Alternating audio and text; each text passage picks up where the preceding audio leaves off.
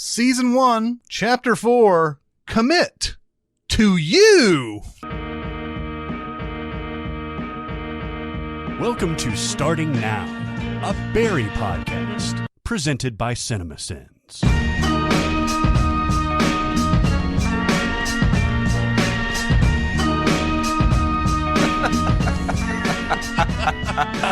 That is good inflection right there.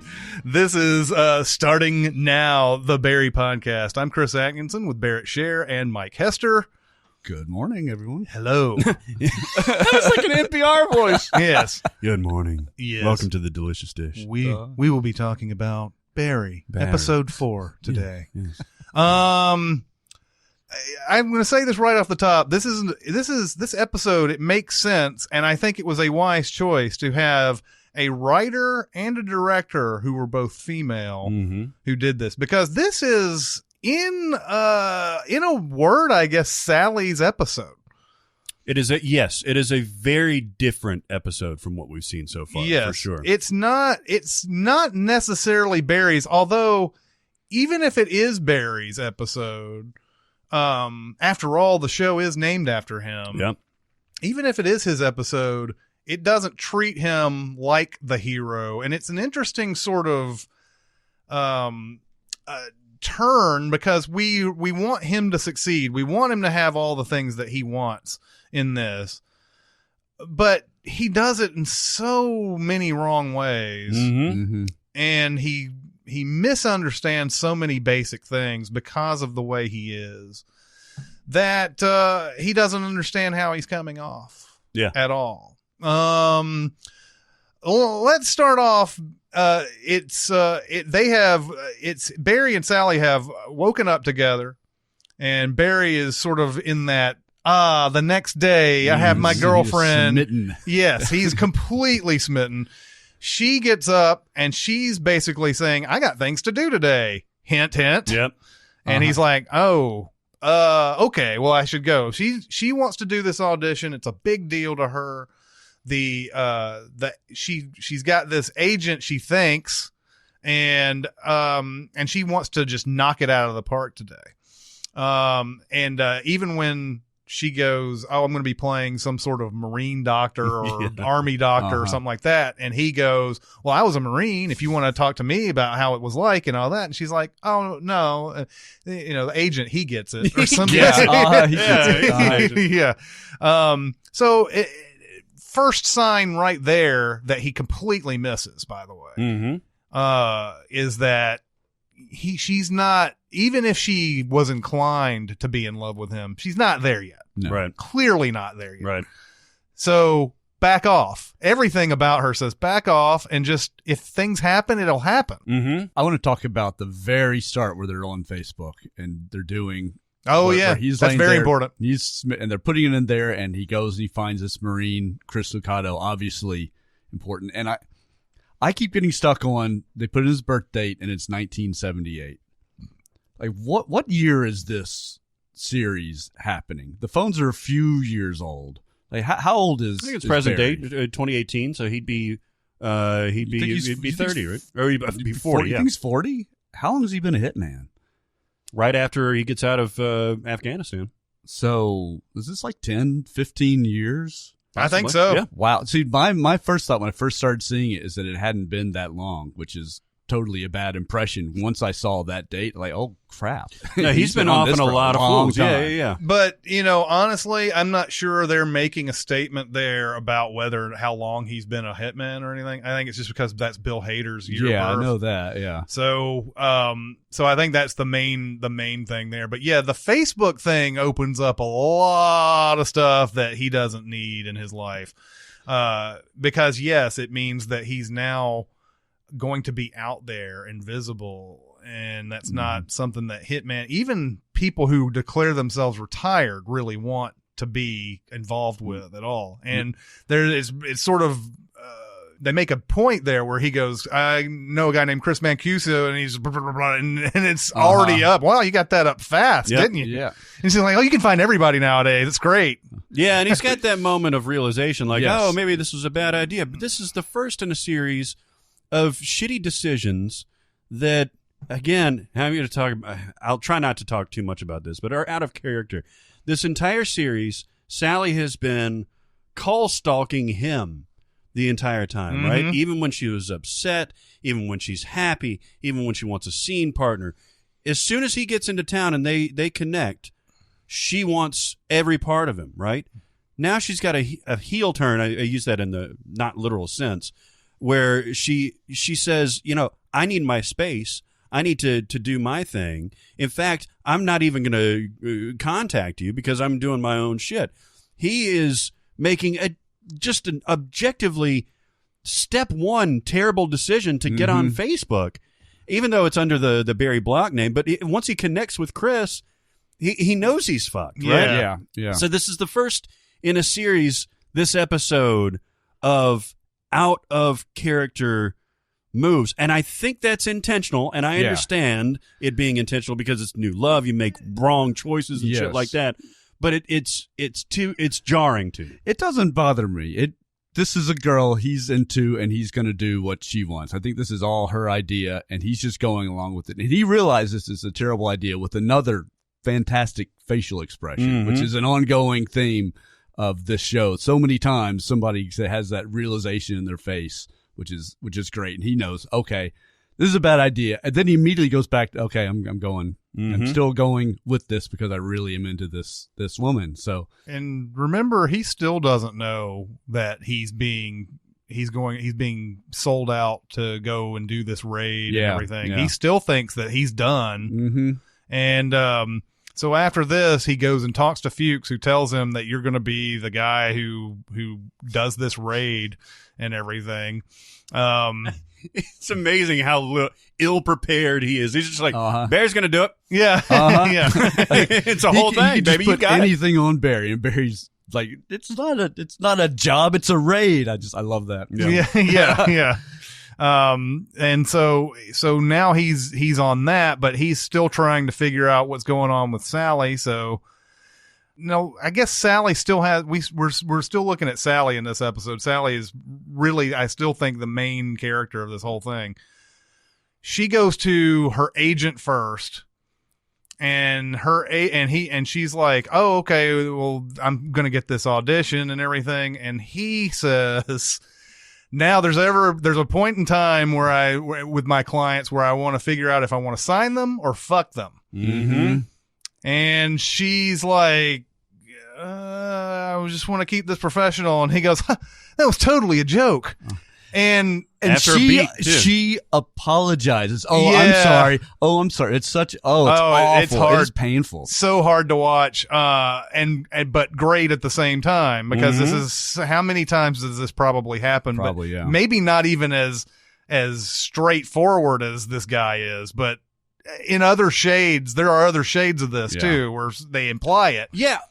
This is why this is really the most instance where I think that it's awesome that it was written and directed by women, because this is a cliche, right? Yeah. An agent wants to fuck, or a person in power wants to fuck their client, right?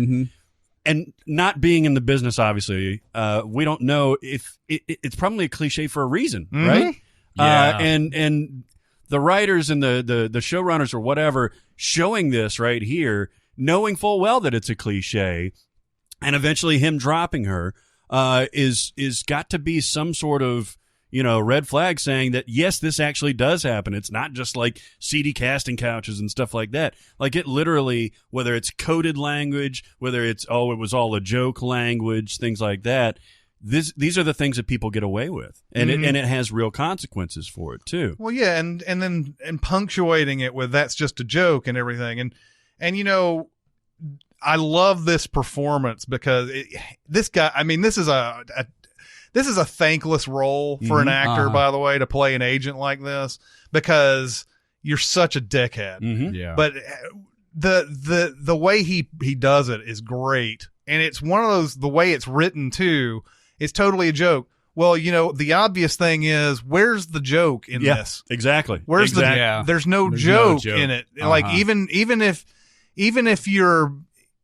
you came over and just playfully said that, there's nothing to laugh at. There's nothing to hold on to. And He yet, doesn't even laugh. No, he doesn't even laugh. Uh-huh. And there's this whole it's just such a I think that it's just the way they did that was fantastic.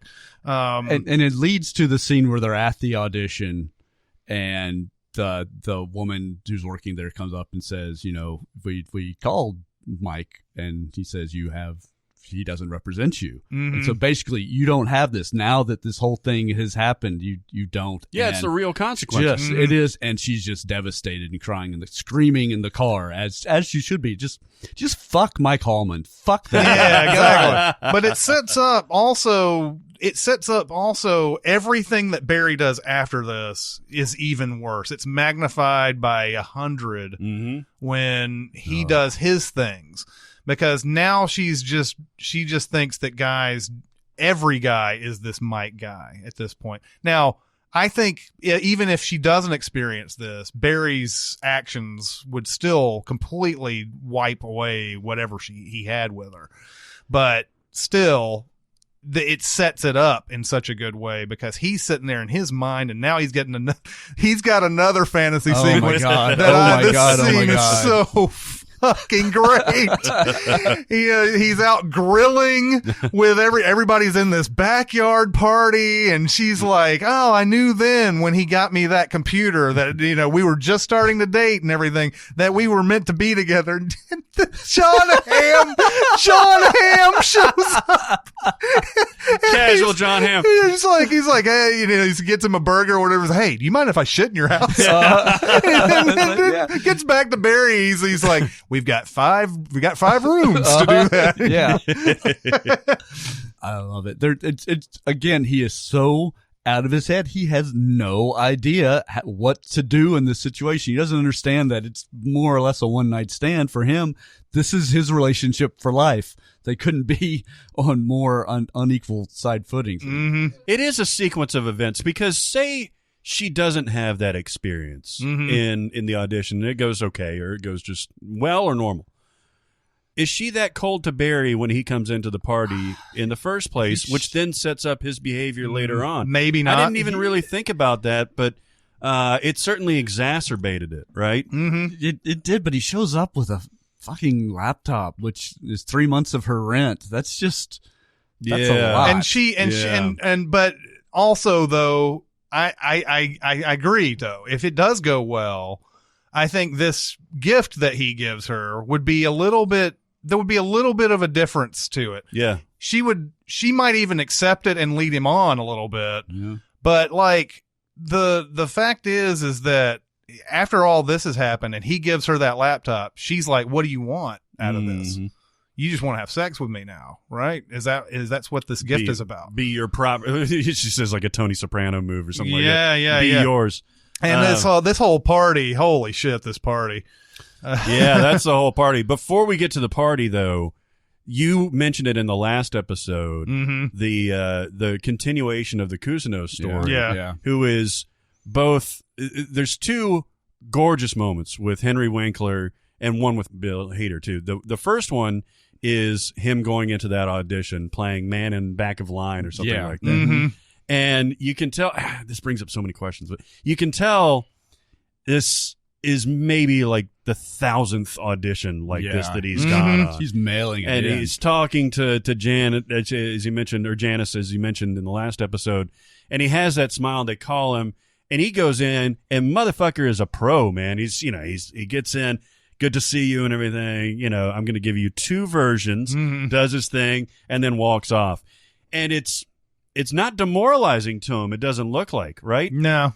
But then he gets back to the theater, and apparently this is something that Stella Adler in her classes, which Henry Winkler was a part of, she would make them stand up and applaud when she walked into the room. So when he gets back to his theater, his own little corner of the world, they stand up and applaud and everything, and you can tell like that's what makes him whole. Yeah. It's such a beautiful turn. I kind of got the idea in the audition that he's done 1 million of these, and it wasn't that important to him. It was. And maybe I saw it differently. Maybe I even saw it wrong. But like, this is okay. But really, the class is important. And the second now third time through that I've been going watching this.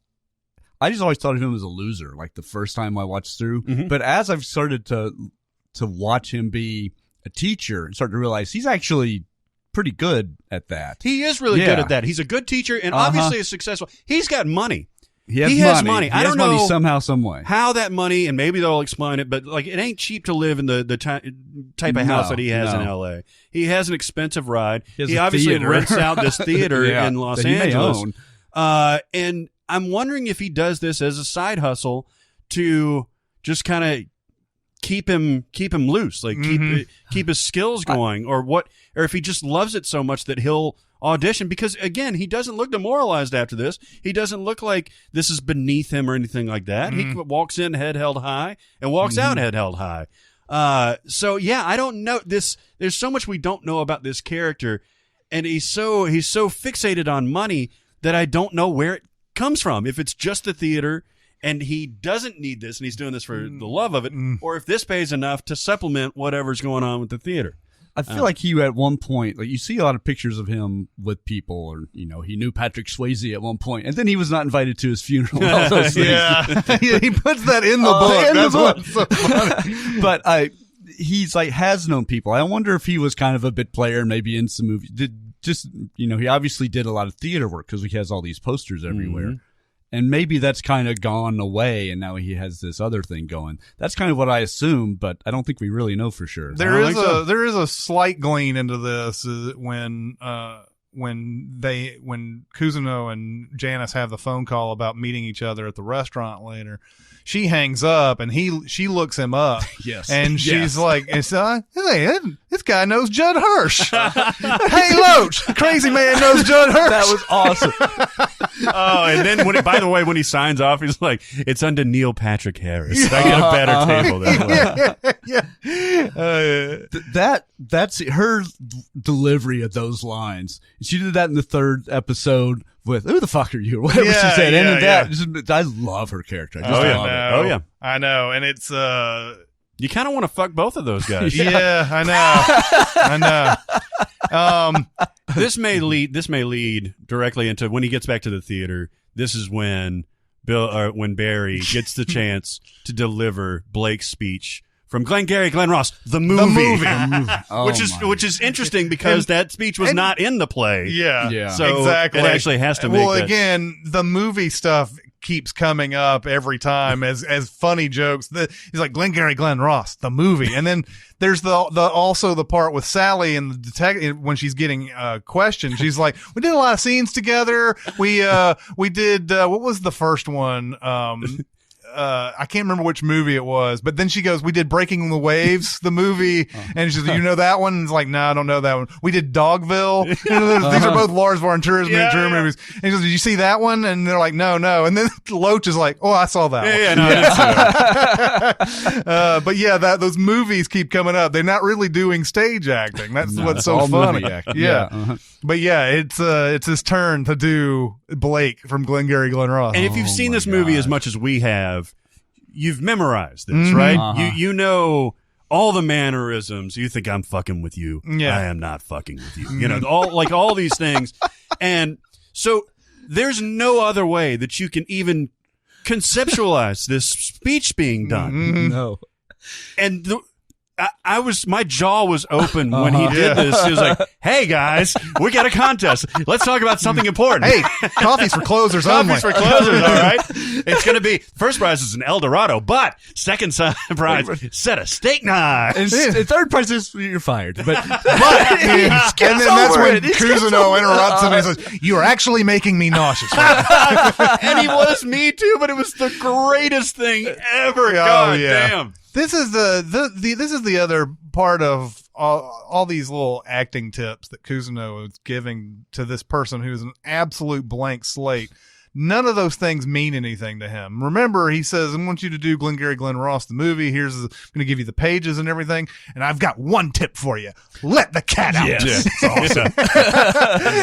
And you see Barry standing there going, "I don't even know what that means." Right. Yeah. But I don't want to say that I don't know what it means because because I don't want to look stupid. Yep. So yeah, and this is where he starts really berating him. He's like, I thought that this would show if you had any balls whatsoever. Yeah. And it's so disjointed, this episode, because that is so brilliant. There's so many brilliant moments in this episode. But then he starts really berating him about, being in the service and saying, yes, sir, no, sir, all that stuff, following orders and things like that. Swamping the deck, peeling the potatoes. Being deferential to everybody in the scene, being deferential. And you start to see that Barry believes this, and you start to see that his character really is. He's following Fuchs's orders. He's following, the military before that. He's head over heels with Sally. He's following Kusno's, whatever he says.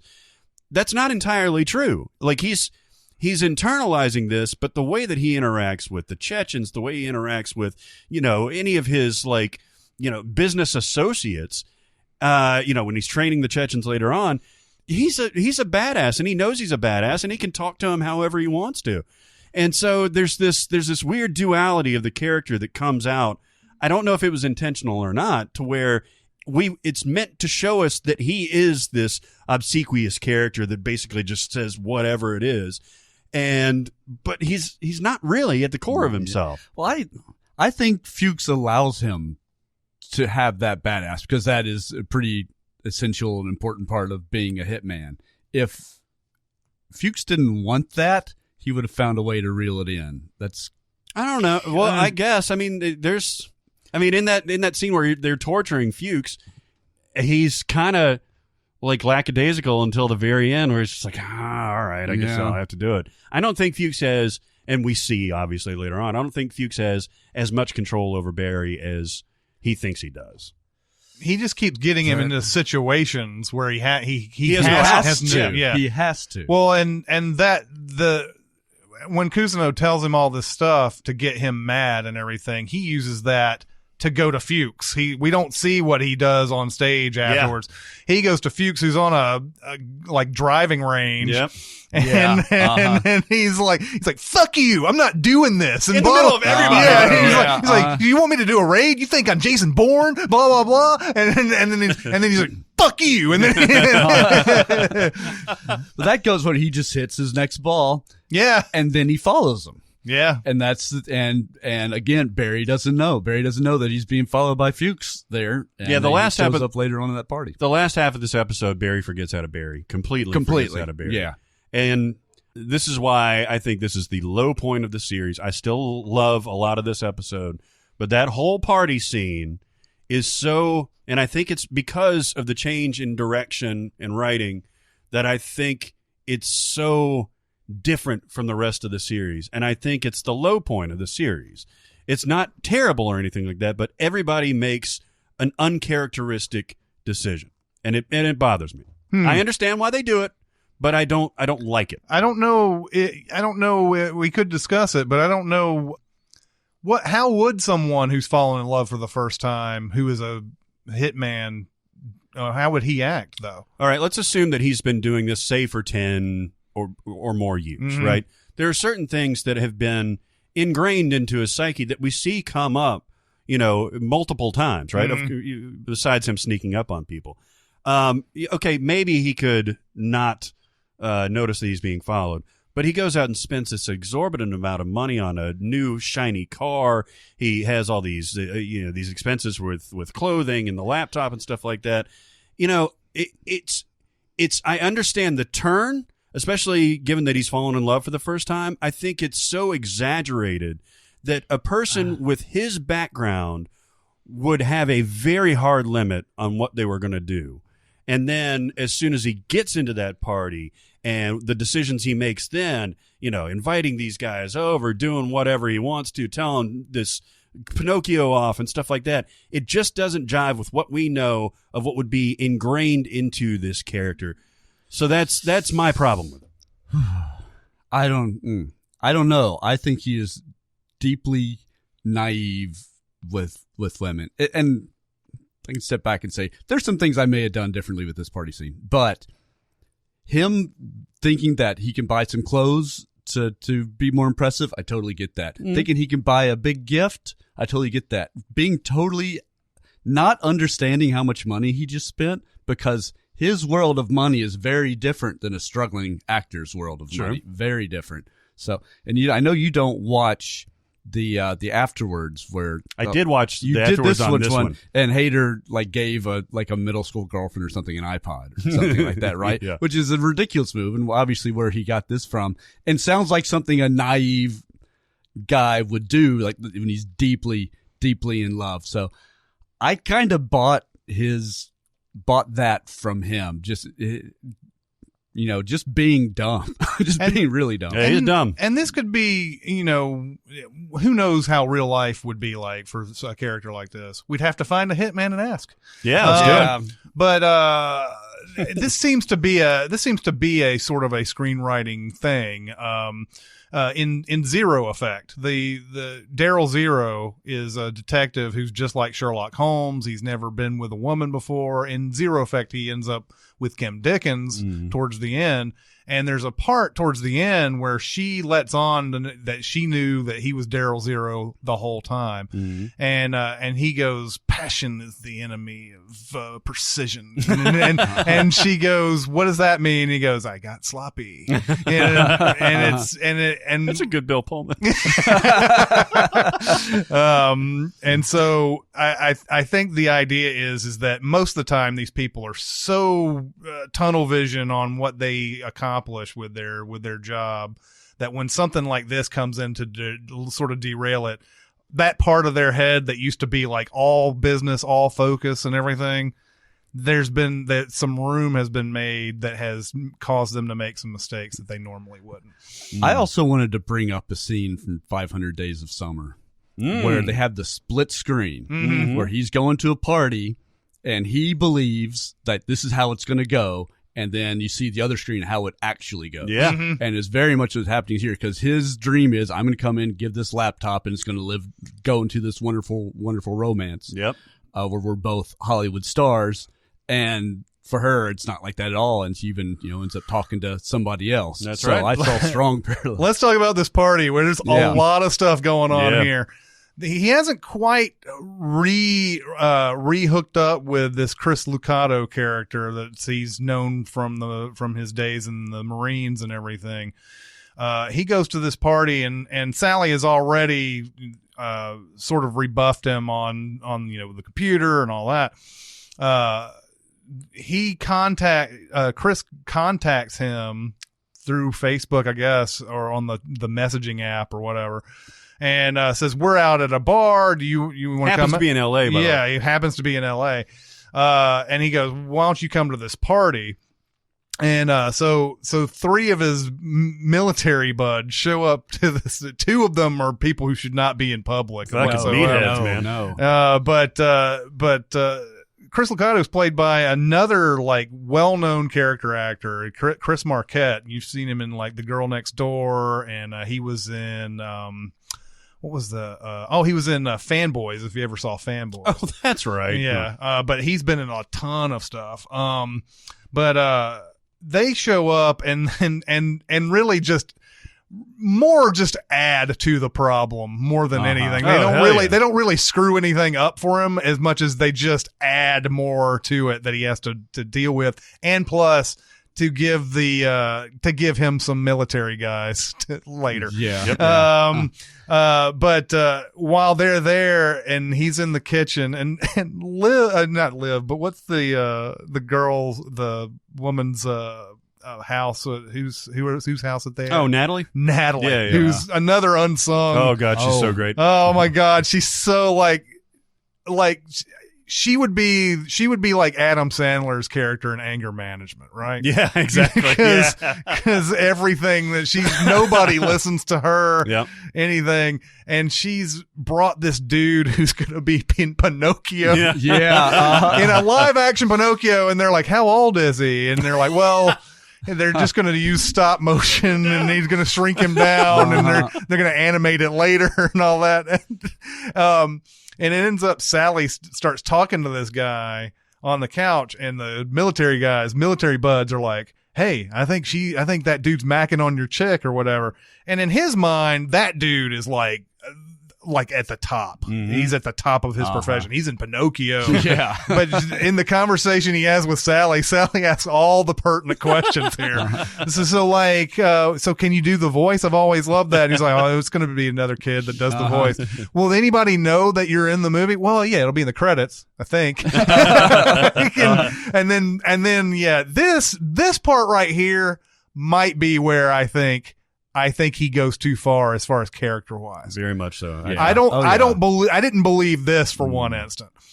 When he goes over and becomes the controlling boyfriend and says, hey man, she may not want to talk to you. That's my girl and all that. And doing that whole thing, that's the one part of this that I, even though I was going along with it for a while, I felt was too far. Yeah. I mean, he's clearly drunk. They have that great moment where he and Chris are talking. And if you've ever been around military guys, like, it seems excessive the way that they're talking in this episode. It's like fucking kids, man, fucking crazy, isn't it? Yeah, man, fuck, I got fucking here too. In my experience with ex-Marines, like, that's how they talk. Yep. And I thought that was a cool little moment. But yeah, he's mussed up his hair and everything. And he's obviously drunk and all that stuff. But like you, I don't buy this. This is not within either the original character or even in the turn that he's taken so far. Yeah. I disagree. I totally buy it. Totally. He is an idiot. He is an idiot. He has no clue, and he thinks this is his girl. And if you had been with someone for a while and saw them talking to someone, and it seemed like the first, you might be a little, taken aback some, and maybe go over there and see what's going on. He doesn't even know how to do that. Yeah, he doesn't know how to just go over there and see what's happening. Hasn't it been like a day? Yeah, it has been a day, but he is totally bought in. No. Yeah, and I will say the thing that backs Mike up is that he may still be on that Cousineau high of telling people, what he thinks and all that. I mean, and yes, he is drunk too. It's still, even with all that, it's the one part where you're just like, you've already wrecked it. And now you've gone to this point, I don't think it's something that's just completely like out, it's not 100% off base, but I don't even think he realized how bad he screwed up with the laptop. He probably hasn't. I think he doesn't quite get it. Now he definitely doesn't get it. I don't know if he ever got it. I mean, honestly, because to him, it's odd, because to him, it's the expense is nothing, right? Right. And so he just sees a cracked thing and he just wants to get her something nice and that kind of thing. I don't think he realizes that it is 3 months rent or anything like that. I don't think he feels bad about that at all. And when she says it, again, we were talking I think in the last episode, how they don't really hear each other. I don't think he quite heard that or understood. Like, what's happening? What is here? 3 months rent? His rent is probably paid by Fuchs. So he doesn't even have to Speaking think about of which, that. Fuchs shows up at the party. This is awesome. Yeah. He's there and he's all he's bloodied. smelling a fucking little muffin and puts it back. He's like, this is good. But yeah, so he gives him the dossier back and all that stuff. Still don't know exactly how Vaughn gets a hold of it later on. But I don't either. Apparently, and it could. Who knows? He goes off and Barry does all these different things. He could have left it anywhere. Yeah, it's true. It's part of his sloppy nature that you don't like at this point. But they actually start fighting. He actually asks Natalie, do you want me to kick these guys out earlier on in the sequence? And she's like, no, don't worry about it. Then they get in the fight. This delay sort of hurts him in a way, because now he that guy has seen this dossier and everything, and he's and then they go into the car. He's Barry's taking this guy in the car, and the guy's like, so you have this nice car and you bought that laptop and and all you do is, what was it? Auto parts or whatever. So he's like, it's a really well run company. Yeah, it's a really well run company. That sort of reminds me of that Horrible Bosses thing where they're speeding in the whatever it's one of the hybrids, I think. It's like a Toyota. Oh, like a Prius? It's a Prius. They're speeding in the Prius or whatever. And they ask Jason Bateman, like, what are you doing? He's like, drag racing. And then he's like, in a Prius? And he's like, I don't win a lot.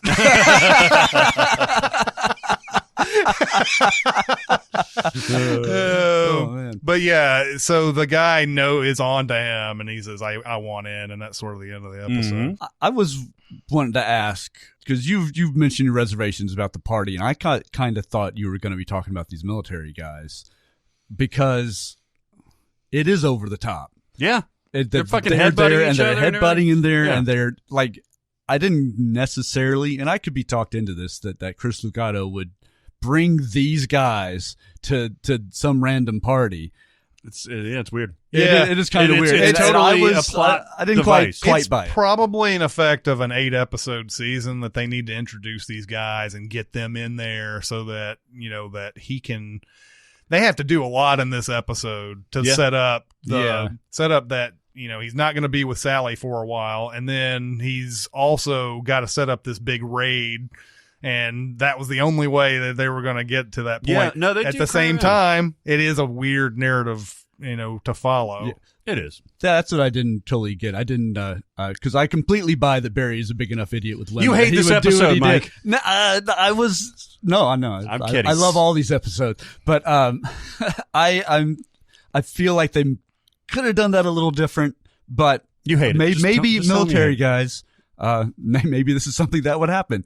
Maybe someone can tell us on our Twitters. Sandwiched in all of this, though, is you have Cousineau and Janice at the restaurant. Mm-hmm. Yes, And she's just there to get the information, this great information, and it's it's the easiest thing. I wonder if he knew that it was that kind of information. Like, he knew it wasn't Probably so, yeah. I think it was just a way to lure her in. Oh, yeah. And Oh, yeah. he's like, Ryan Madison's real name is, and he's like, it's Richard Kremp.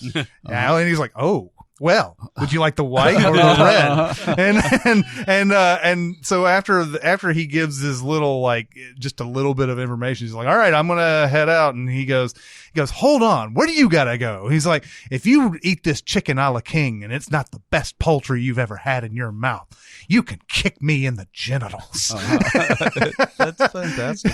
and so, like, they have the dinner, and she's like, it's not the best I've ever had. And he looks down.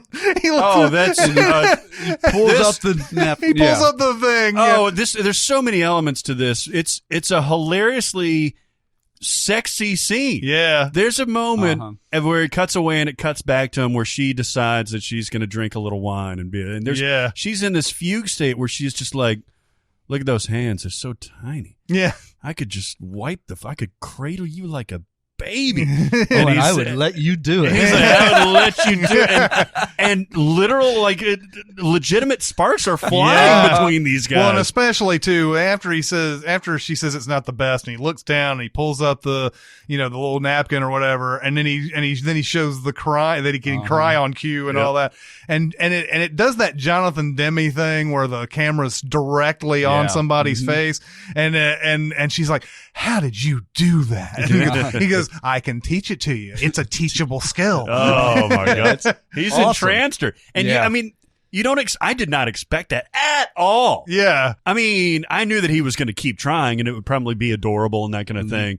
But when she goes into that speech about how she's going to just wipe the floor with him in front of all these people, it's just fucking, oh my God. It's so good. And going back to the audition, because he calls her while waiting at the audition, and it's almost like he cares about what he's really invested in is what he's with her. It's not acting necessarily, he's smoozing her or whatever, but I thought he didn't take the audition part too seriously. He's done it a million times, but Janet Moss, he's taking this serious. It's like a love at first sight thing, and like a legitimate love at first sight thing that pays off, over and over and over later on. But this is just the seeds of it. And once you see that she's a little bit hooked, and then she just kind of does that thing where she's got to go and everything, and she's like, this can't be a thing, and she, it's a thing. Oh God, it's genius. That whole scene. Well, is what does he genius. say? You're the investigator, and I'm the one who got the confession. I liked that. That was great. But then she has to run because they got the video. Oh yeah, that's right. That's right. Oh, and there's that whole little thing too, where the guy's like, "Well, who put in the wrong code?" And he's just like, "Can you do it or not?" It's going going back. It's early in the episode where they had the screen up. You know, he's gonna hack the password, lipstick camera, and all that. And while he's clicking around, and what's his name says, "Hey man, don't click on any of those open tabs." Yeah. That's another one of those touches of these things that are so good. There's so many, like the thing, you know, talking about that. I think it was in the last episode where we were talking about the guy going, he was being coached by her. He was coaching her. He's fucking her and all that. In a lesser sitcom, the Janice Moss character would be like, okay, I get it. Mm-hmm. She doesn't say that. Yeah. She just lets that go.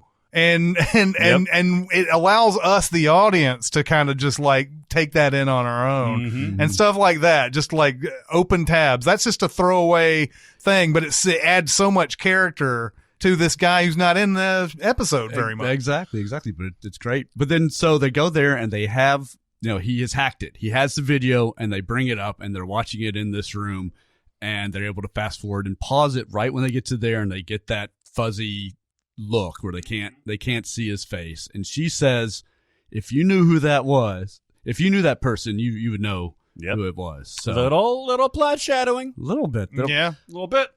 Oh, okay.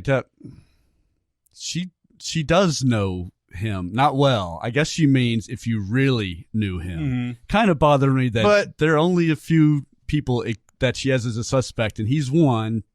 I don't know. But one thing about that type of declaration is that even if you know Barry, your suspicions would never let you believe that's him. If I saw something that looked like you shooting a bunch of bullets towards whatever, I would be like, I don't know who that is. Yeah. Because I wouldn't be like, that's something Barrett would do, you know? Yeah. Oh, Barry? I'm just saying. Wow. I think we just By the way, figured it is something very out. difficult to type out Barry over and over again when it's very unusual to start with Barr. And so I almost always spell Barrett first. Yeah. And then I have to, anyway. But yes, this is an interesting episode. Yeah. So one more thing, commit to you. So I think that can be interpreted to mean that everybody in this episode has committed to themselves. But you could also look at it from another perspective. You could look at it from Barry's perspective, commit to you as in Sally. And so I think there's a lot going on with this title that is, you know, all throughout the episode, and you can go back and forth on what the commit to you actually is meaning, and it really feels like almost every character is going under this title in some way, somehow. But there's also other perspectives you can look at, you know, just from his perspective to Sally. I commit to you. I don't think they ever say that in the episode. No. And normally these titles are bits of dialogue, that kind of thing, or explicit themes. So yeah, interesting one. Yeah, so there it goes for episode 4 of Barry in season 1. We have a SoundCloud set up. You can comment about this, and we'll also have a Twitter baby. set up. Tweet. All right, well, that'll do it for this episode. It's Chris Atkins and Barrett Scheer and Mike Hester. We'll see you next time.